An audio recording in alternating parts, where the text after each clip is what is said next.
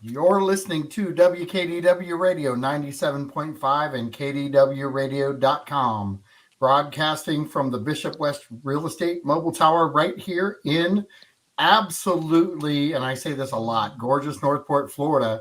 And it is absolutely fantastic outside. We're about 84 degrees. I talked to my son up in Ohio. It's 14 there. So it's a little chilly elsewhere.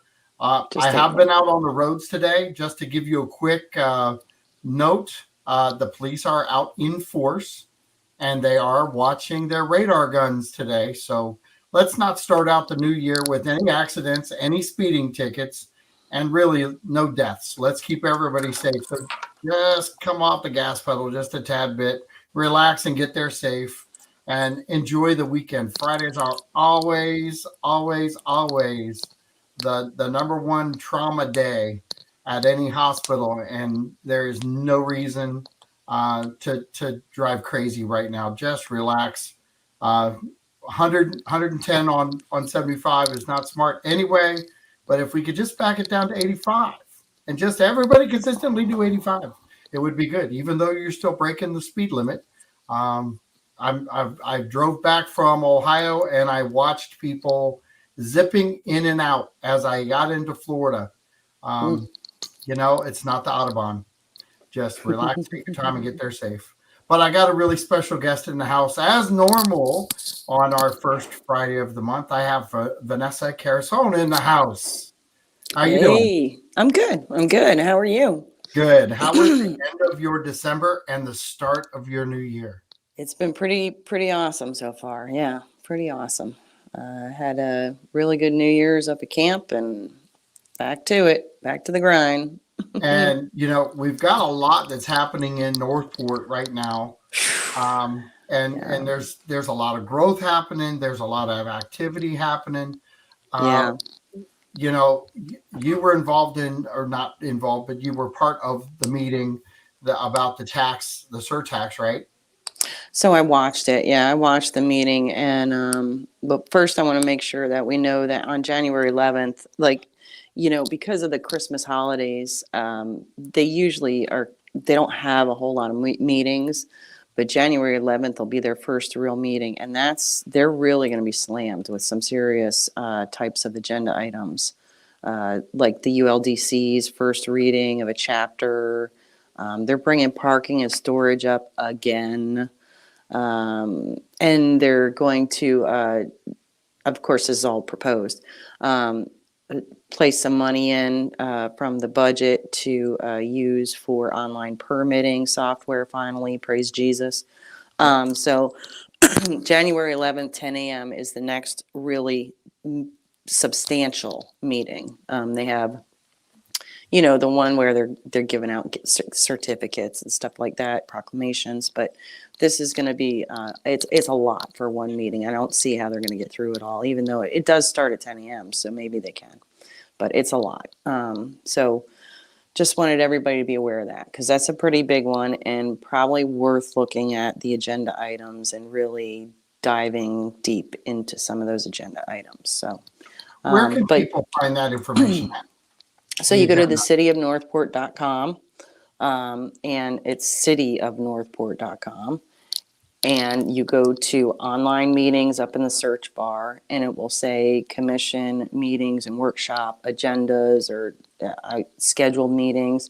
You want to click on that. It sends you to a Legistar link, and that's where you go and look it up through. You want to go by year because it'll probably default you to 2021, and you're looking all through it for January. Make sure you get 2022 up there. Done it a million times, But I think everybody's doing that right now, and they're at least you just can change writing, a 1 to a 2 real quick. Yeah, exactly. So I did hear about, I was watching the sales tax meeting, and some things that really kind of reached out to me. One of the things was they were talking about putting some sales tax on the side. Because, this is the penny tax. This is the tax that we're going to be voting on here in November. Right. And it's a big tax. I mean, it's not big to us because the importance of it, I don't think a whole lot of people understand, but it is well supported. But that penny is not paid by just the residents of Northport and the residents of Sarasota County. It's paid by people who come visit. It's paid by your northern friends. It's paid by people who are traveling through and picked up something at the grocery store because they're heading down to Fort Myers. It's paid by everyone.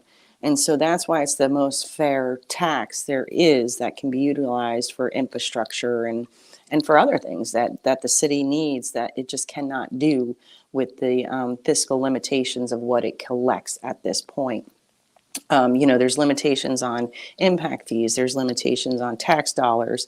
All of these have statutory requirements that limit you to its use. So when we talk about, that penny sales tax, no, it's not a slush fund. And yes, the taxpayers have paid it, but it has looser meaning and use to it. And that's why it's such a great fund. I'm going to put this into context for a lot of people because I've had other organizations like CARE who are on my show, and they talked about their donations that they get in, their fundraising that they do. Mm-hmm. There's even in that organization, when they get certain monies, it's earmarked a certain way. Absolutely. Mm-hmm. But what the penny tax does, along with the donations with CARE, it gives the flexibility back to the organizations and back to the city, correct? Exactly. And so what they do now, and they do this every time they go to renew the tax, they will get this grand scheme together of the projects that they want to do during the year's phases, year 1, year 2, year 3. We did this, I want to say it was like 12 years ago. It was a long time ago, where we designated certain years or a certain percentage of the years towards like say police department infrastructure, or it wound up being vehicles, because vehicles are a capital improvement that are always needed, but you don't really get the taxable income to sustain what you wind up using. So point being is that we allocated a certain amount of sales tax to go towards that every year. So what they did was, in the meeting, is they sat down, they kind of prioritized that list that will then be sent to Sarasota County to utilize as their kind of overall sales tax plan and how much goes towards the city and what it's for. Now, that doesn't mean that it's solid as a rock. They talked about, they talked about the Legacy Trailhead. Perfect example. Something that will probably not be anytime soon. It may be many years down the road, but say something else happens that is detrimental to the citizens of Northport, where say the Legacy Trailhead is not a priority any longer. Those monies can be shifted. That's designated from the sales tax to whatever that priority project would be for the year, as long as it's done in a correct fashion anyways. But I guess one of my bigger concerns was the conversation about using money towards the regional park. And a couple of commissioners had talked about using the 63 acres off of River Road. And my bigger concern with that is that we've already given up our taxes to the county, and in return taking our parks back. Number one, I don't see how we should turn around and give them a portion of our sales tax money when they just turned around and gave us our parks back to be responsible for. That I have a problem with. Number two, there's a regional park that already exists there. One that already exists on River Road. And it's called the Inglewood Sports Complex that nobody in the city of Northport ever goes to. So why in God's name would we turn around and give them money for them to utilize in an area that doesn't do anything for the citizens of Northport? Why? So I have a big concern about that. On top of that, they talked about some commissioners weren't advised as to the water, what was it called? It was the water study. It was about the splash pads, the water park, all of these things that actually took place. And it was finalized in 2010. And in 2010, they came up with this very large, grand plan about how we would use our waterways and how we would use, we would put so many splash pads, and the aquatic center was part of it. And so it's really important that maybe our commissioners get up to date on some of the current studies that have already taken place, and comprehensive plans specifically, like in the Parks and Recs, and see what it is that have been planned for years and years, and what really needs to be kind of prioritized when it comes to that. But we have so many other projects that are more about life safety and well-being, like the Tropicare sidewalks, specifically Price Boulevard. Man, if we don't do something in Price Boulevard right away, I gotta hand it to both Commissioner Emmerich and McDowell. They were both spot on when they said they can't wait until 2025. It just cannot wait. They need to figure something out, be it a special election. Something has to be done, because it is not going to last until 2025. And if they do anything, it may still take 2 to 3 years, and we may still be shoveling what against the tide, because let's face it, it's 25 years behind the times in this, and the current plan is probably outdated already. So, Right. if we don't get on the ball, this is what happens. It costs more money in the long run, and it drives people crazy.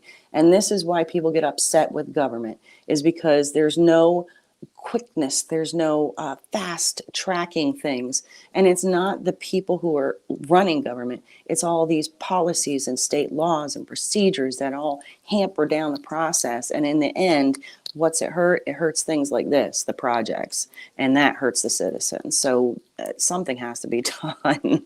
What in your experience, because you've dealt with this in the past, Mm-hmm. what would you tell citizens to do right now to get that project moving forward?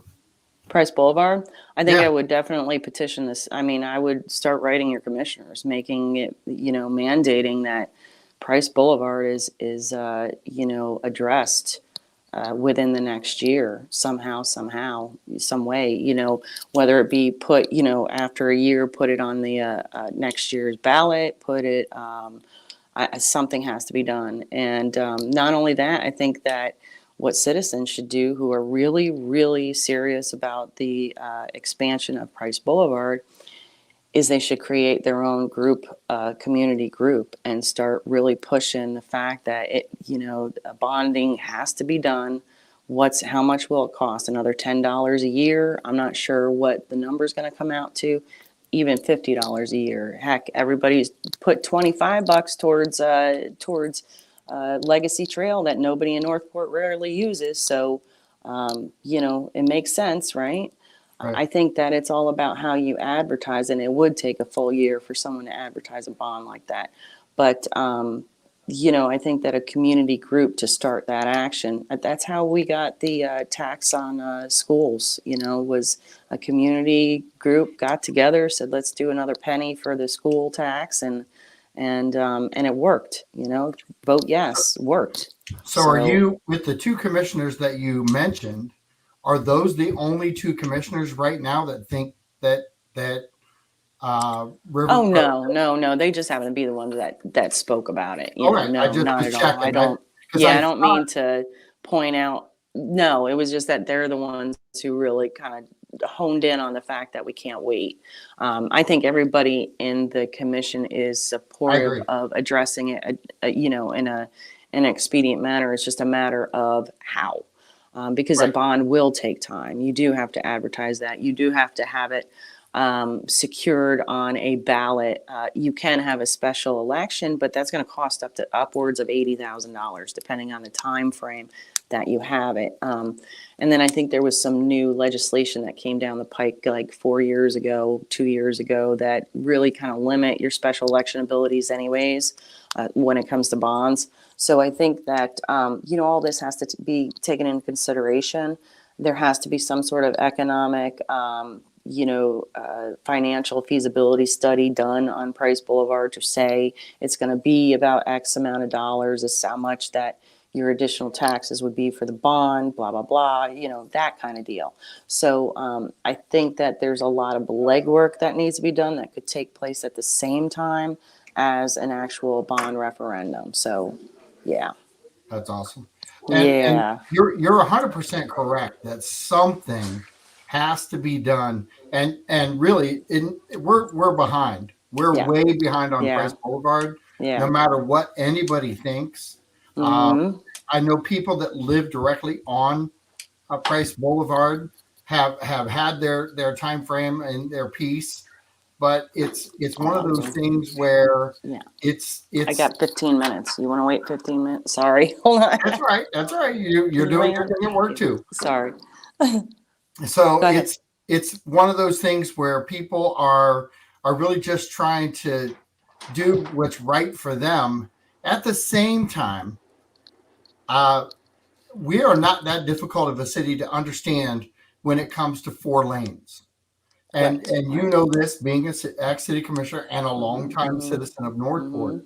If that word boulevard is behind the name of your street, Yeah. you potentially could be 4 lanes. Absolutely. And Absolutely. there's no avenue that's going to Yeah. be 4 lanes. It's a Yes. boulevard, and boulevards Yeah. are usually 4 lanes. I think the other thing that people need to consider is the fact that there is no true east-west driver in the city. Most large-scale cities have the grid system. You have east-west, north, north-south, and it's a constant flow of traffic. I mean, look at New York City, for example. It's constant, all grids. The city of Northport was laid out because of GDC, obviously, General Development Corp, Right. in a very odd manner. And the city, during its time and growth, did the best it could with what it had.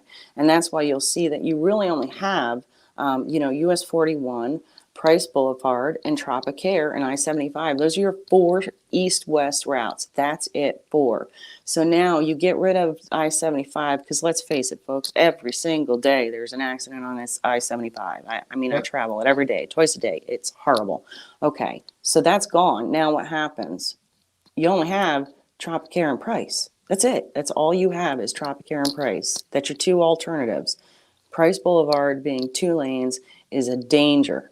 It is so dangerous because once you do that, now you've got Tropicare, who's only 2 lanes, Price Boulevard, that's only 2 lanes, and Tropicare is taking you straight through all neighborhoods where the kids are getting off of school, they're walking home from their bus stops. Same with Price. Price is just a madhouse with the schools themselves. It's nothing but, they just, Sarasota County talked about moving the south end of River Road up. You saw that, right? Actually projecting and trying to figure out that project. Well, because there's been so many concerns about the accidents that have taken place on that southern side of River Road, I think it's kind of pushed that subject up into the county's ideas and make them realize that, they actually have to do something. They've got to address it. So I'm really happy to see that they're going to start the planning because, it takes years.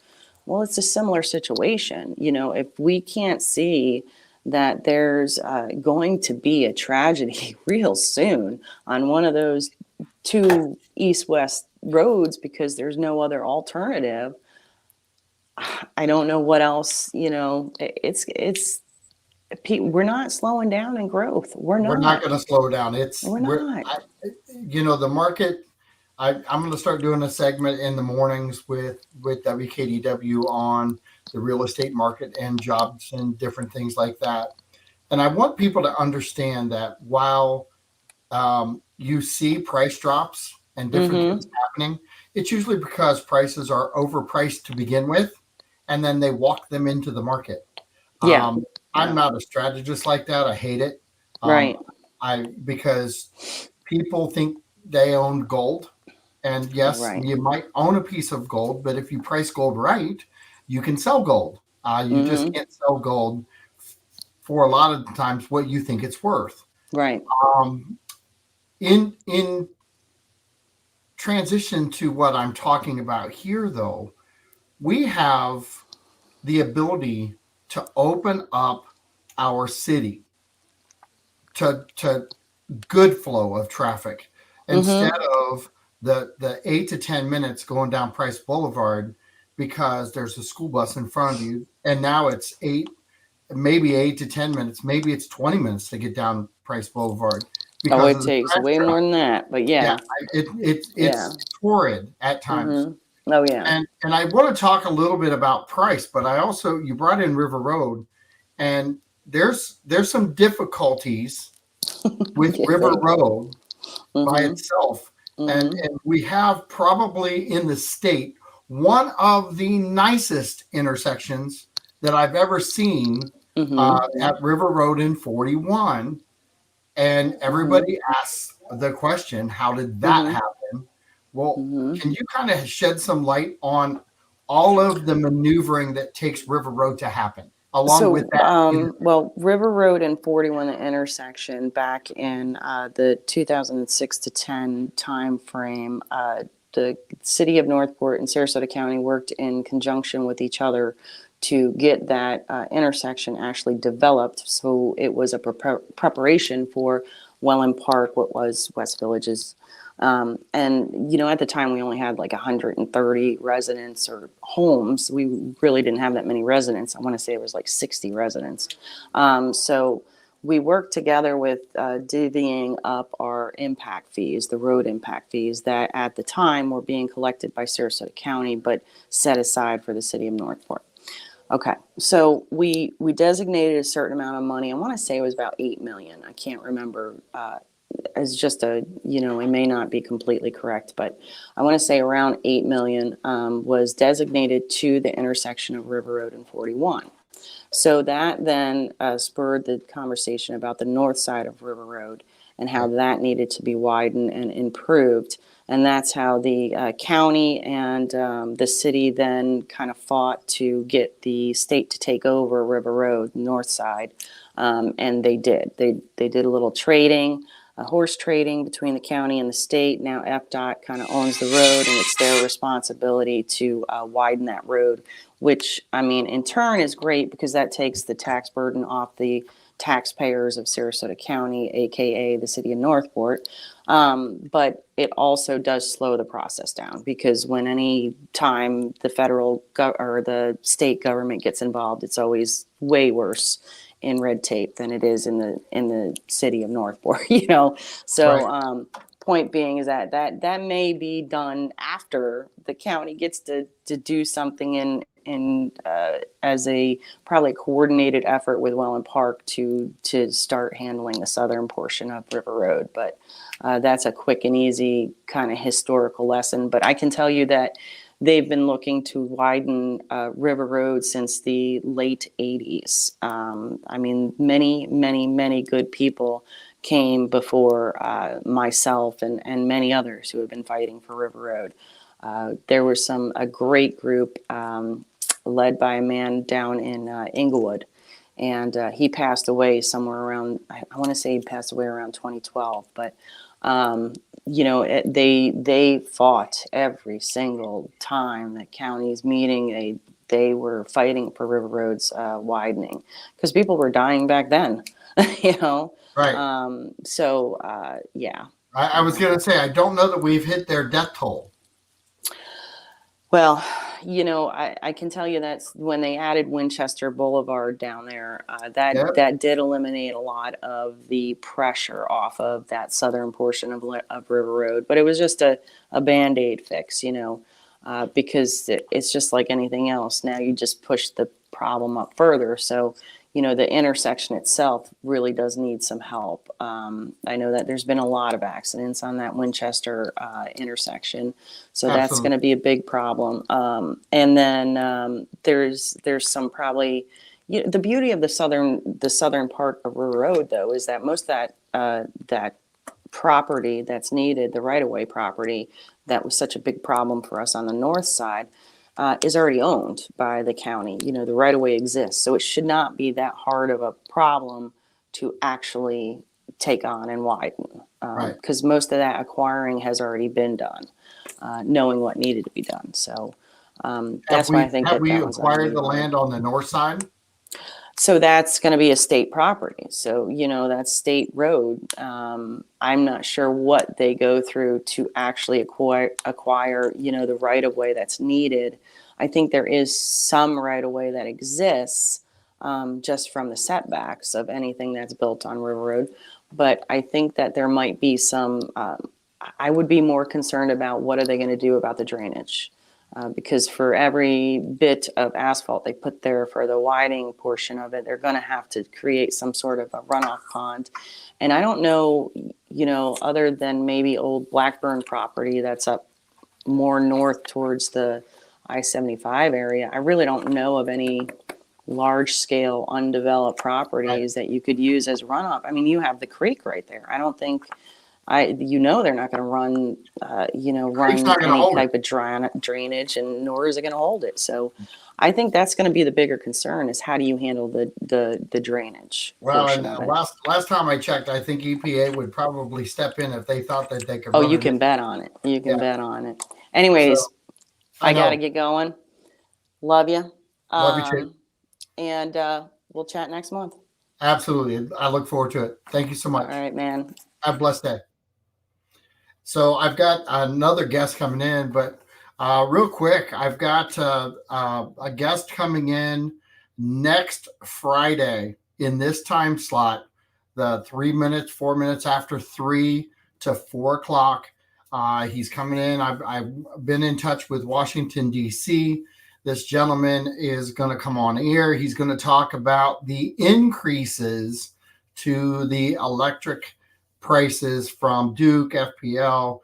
There's one other that's out there. I'm an FPL guy myself here, but he's going to be talking about what we can do as citizens to help combat some of that. There definitely is right now being talked about an increase in your electric bill, any power that you've got, any power in the state of Florida. So if you've got friends out there that are on the grid and they're using power, you might want to have them tune into this show next week. I'm trying to get some advertising out right now to really promote this out so that we as citizens have a much clearer understanding of what we can do, maybe to get involved with that group and really push this information out and be an asset to the group as far as helping them fight against this rate increase and many others that will soon follow, I'm sure. There is something to be said about power and the consumption that we use every day. We're already talking in the nation now about the electric car and reduction of fuel in many regards. So I'm really going to be curious to see how he approaches the conversation with the power usage that we have here. He does have breakdowns of what the costs were and what they were going to be. They're pretty significant. Excuse me. And I'm sure that we're going to, as a community, gain a lot of knowledge from him about this topic, and hopefully, I think we there's got to be something that draws our community together. That's what's been missing, I think, before COVID and during COVID, is that there hasn't been a cause to draw us together as a community. This is not just a one-sided topic. This is everybody consumes electric. Everybody gets a bill. Everybody has to pay their bill. If like I said, if you use electric and your concern is about the rate increase, watch the show, get involved, and enlighten yourself on what's happening really in Washington, D.C. and elsewhere, and how these guys deal with things. The gentleman I have is going to be brilliant to talk to, brilliant to listen to. You can ask questions during my show through Facebook. WKDW Radio has a Facebook page. Real Talk 97.5. I'm on Facebook. I'm going to hit YouTube hopefully before next week and have my own page there too. I'm really working at trying to get this information out. I want to keep this gentleman in my hip pocket, maybe for other causes down the road that we all don't know about, because having a connection in Washington, D.C., and it's a group that's in Washington, D.C., that funnels these speakers. And if we can get a good representation going for our small community radio station here at WKDW, we're reaching 16,000 people during this show on the internet, and we cannot track the numbers elsewhere. But imagine the responsibility we have as a community, being that this is the only local radio show that we have in Northport, and it's our job to keep the information, one, flowing, but two, grab a hold of it and make it an asset for everyone, and try to figure out how we can all band together for change. That's the easiest way to put it.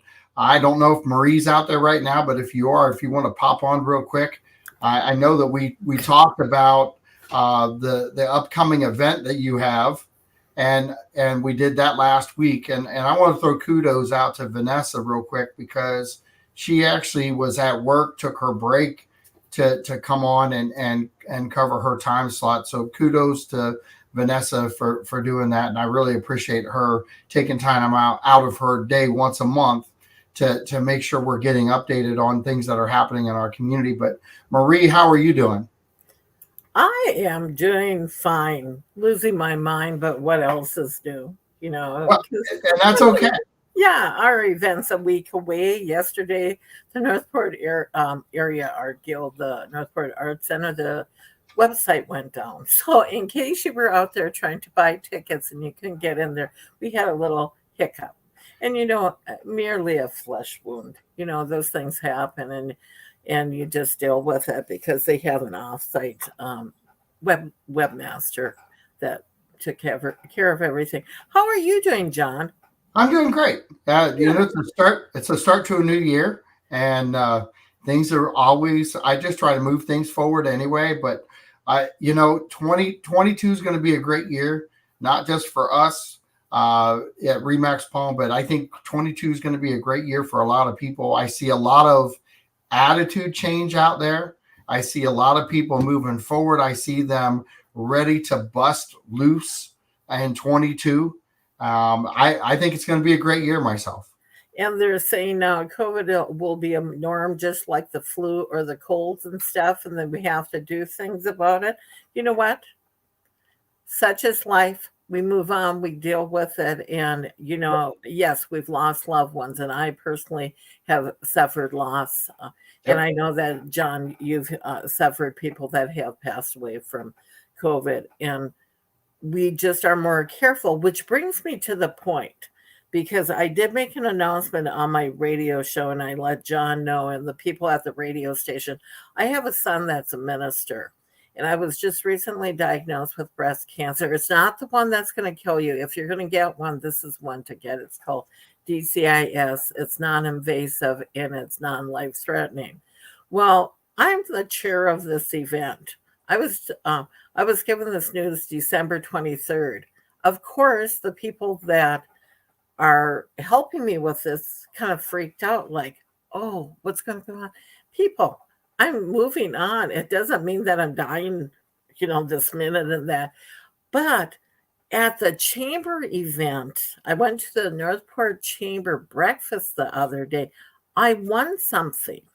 And you will see me wearing it that night. And it is this item here. Actually, I have it where I can bring it up on screen, because I went to Fresh air, huh? Fresh air. But what it is, and I will bring it up on the screen so people can see, is that, okay, right here. This is the item here, and I'll bring it up on the screen for people to see. It's called Fresh Air. It's a personal air freshener that you wear around your neck. It actually ionizes the air around you, and it reduces 99.9% of airborne and surface. It's the SARS-CoV-2 responsible for COVID-19 within 3 minutes of being exposed to anything. So it reduces it.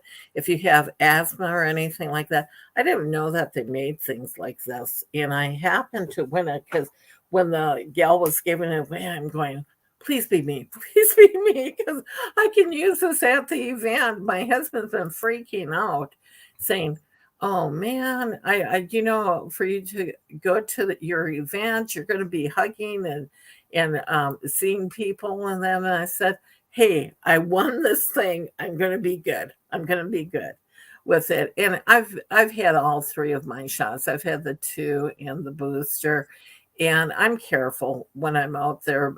However, how careful can you be? If we're all honest about, what we've done and the stuff, if you're Right. vaccinated or not, don't be my problem.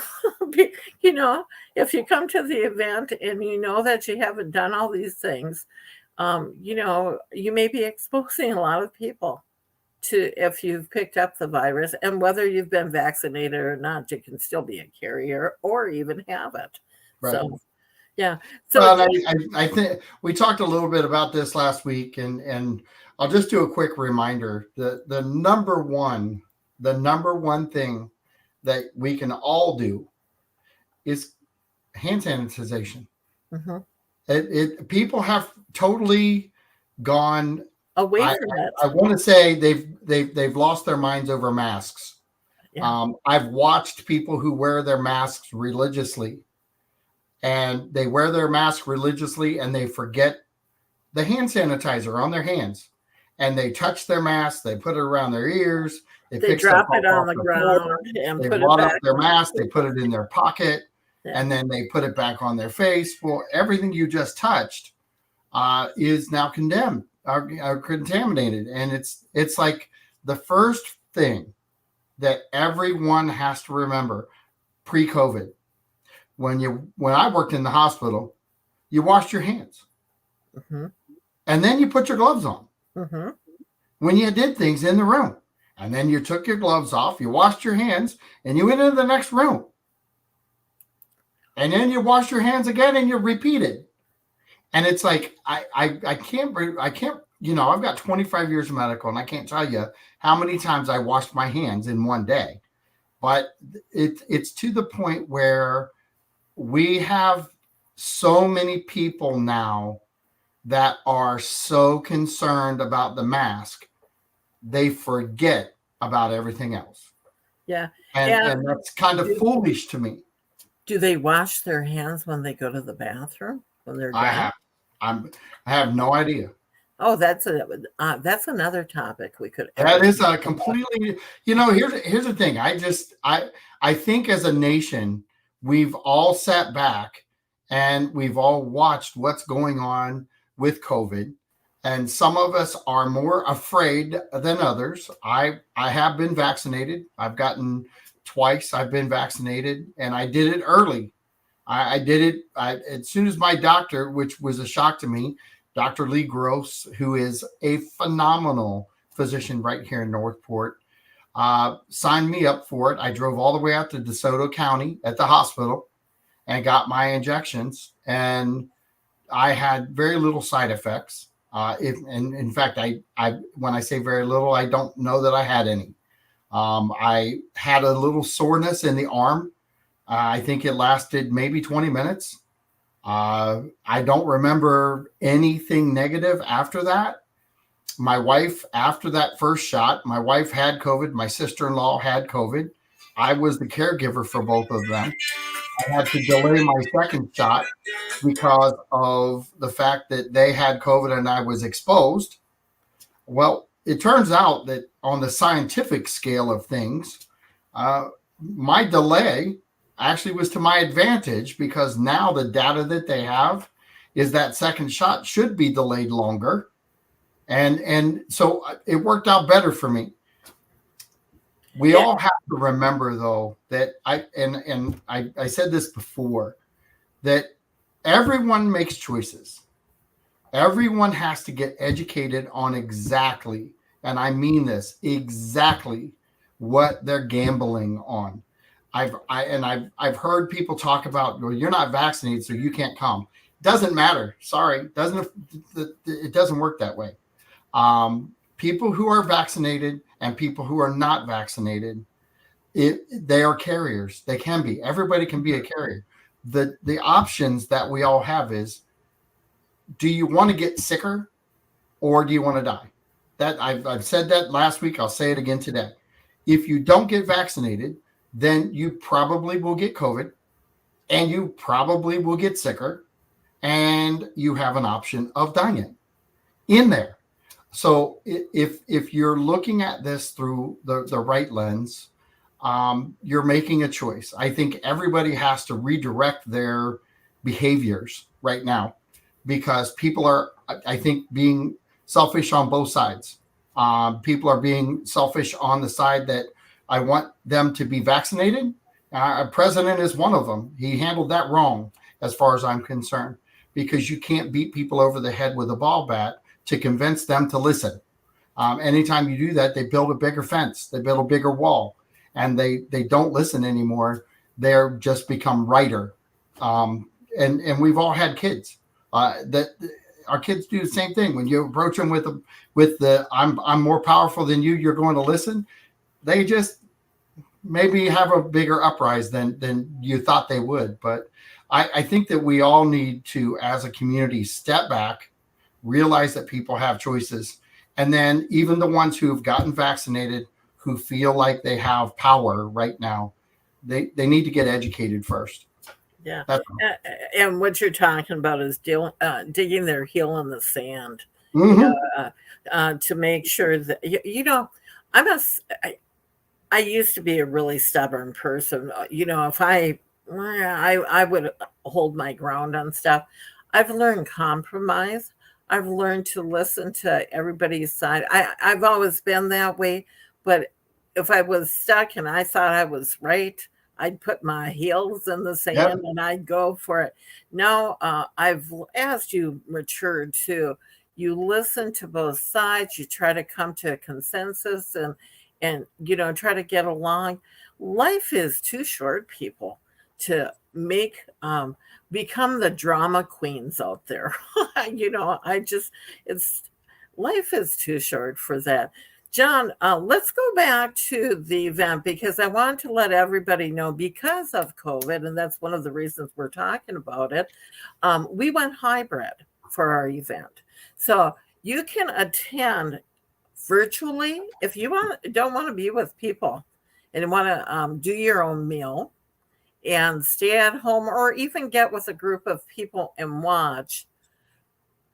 There is a way that you can buy a virtual ticket, and I'm going to bring up on the screen how to buy tickets. Actually, I'll do this first, because I'll show you where you go. You go to the northportartscenter.org. Now, just to let everybody know, it's not just the Northport Arts Center that's benefiting from this event. It's any of the performers that are performing here. If somebody buys a ticket and puts their name of the organization or the person that's performing into the business/organization line that you'll see there, they will get the profits or the proceeds from the sale of that ticket, whether it be in person or a virtual ticket. And this is what the page looks like when you first land on it, and it'll say learn more, where I have this little red arrow. You click on that, then you get to here. And what you do see here is you get to see what kind of food we're eating, and you'll get to see who the entertainment is. And as you can see, as I go here and where it's at the Plantation Golf and Country Club, which is in South Venice, 500 Rockley Boulevard. And the reason we have to have it there is Northport doesn't have a venue large enough that you can have a fine dinner, alcohol, and it's a nice location. It's beautiful there. It is. And then the doors open at 4:30. Dinner starts at 5:30, and you're wondering why dinner? Well, early bird special. But no, just because we have such a full evening. The really cute thing is you can dress as your favorite character from any venue of the arts or come as yourself, and imagination is the limit. I mean, is your limit, whatever you can dream it, except no birthday suits. I don't want anybody coming there naked. That would be another thing to have to deal with. And the food is actually excellent. Go to the website to look, and there's a vegetarian option too available. But one of our better sponsors, besides Raymond James came in as our premium sponsor, and I can't thank them enough. That's $1,000 sponsor, John, that they came in. Yeah, but I want to let people know that John Rawlings here is one of the sponsors. Him, Justin Box, and Angela Vance came in as our postcard sponsor because we were having a hard time getting into Welland Park. And we got responses right away from that postcard. And I can't be more than grateful to all of them for doing that. And to John especially, because I didn't know Justin. I didn't know Angela. And I normally ask people that I know. So if you're out there and you're listening to this, you're a target for me. No. Yeah, great. Yeah. I'm not afraid to ask people.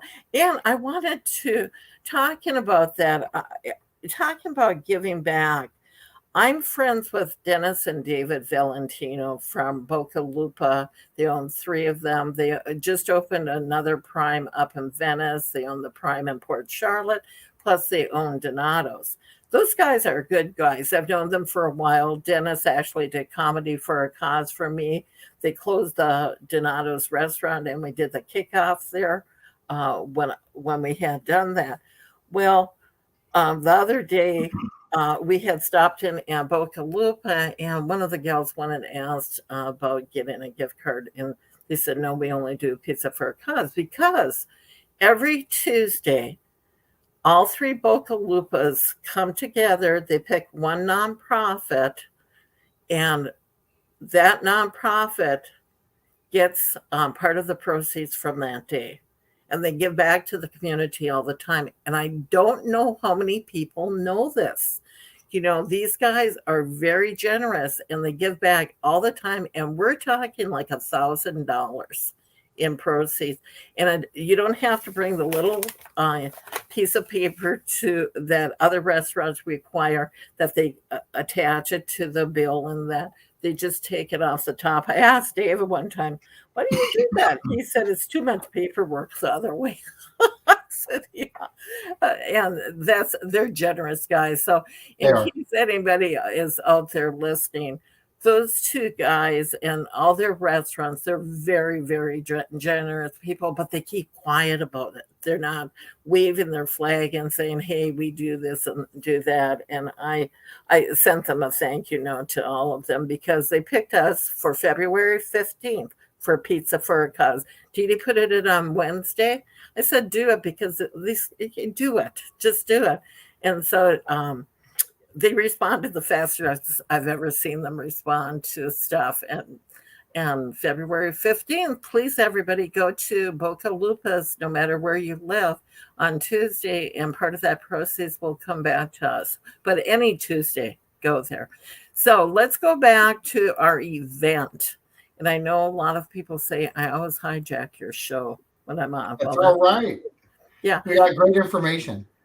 No, right here, if you look on the screen here, purchase tickets today, or sponsors here. I have it set up that our sponsors don't even have to send me a slip of paper or anything like that. They can pay for everything right here, and I see it come through, and then I'll get their logos and their ads and that. So, and then here, purchase a ticket today. When you click on there, you either pick a virtual ticket, or you also pick or an in-person ticket. The virtual ones are $30, and the in-person event is $85. Now, people were saying, well, isn't 30 high for it? It's a fundraiser, people. And whoever, if you put one of the performers' names in there, they'll get the proceeds from that. It won't go to the Art Center. It'll go to that organization. So it's a collaboration to work with everybody within the community and all the art groups. And most importantly, John, what are you wearing? I have no idea yet. Well, I don't have time to go for costumes, which I've had like 9 months here. Right. So what I'm going to be doing is I'm having some of my hats retrofitted. And I'm going to take this off the screen and I'll put John up there while we're talking. And John, as we're talking here, Yep. I'm in the background because I'm changing hats again. Oh no, here we go. Yes, indeedy. And see if you recognize. Oh. Do you know where this is from? And I don't have makeup on because John always does this to me. I have to come on. Last second. I should always just wear makeup with you. Yeah, this is actually from the Rock and Roll roller coaster out of, is that Universal? Yeah. Hey, Steven Tyler is a friend of, should I say this? Steven Tyler, who's from Aerosmith, he's a friend of Chris Smith, who is a set designer at the Charlotte Players. They grew up together. And Chris was telling me one time that him and Steven were at Universal. And if you want to see the look on people's faces. I actually think that's Disney, isn't it? Is it? Yeah, I maybe think it is. Yeah. Is it maybe at the Hollywood Studios? Is it at that one? Because it's right behind the haunted. drops. Yeah. I can't remember that ride. But I've been on that. It's a fantastic ride. Well, him and Steven Tyler got off the ride. They did the ride, and you should have seen people's faces when they came off the ride, and here people are standing at Steven Tyler getting off. That would be awesome. Wouldn't that be crazy? Yes. But that's one of the things too. If you can dream it, be it. Just have fun. Just to have fun that evening. And I wanted to do a really big shout out. I have, and you know them real well too.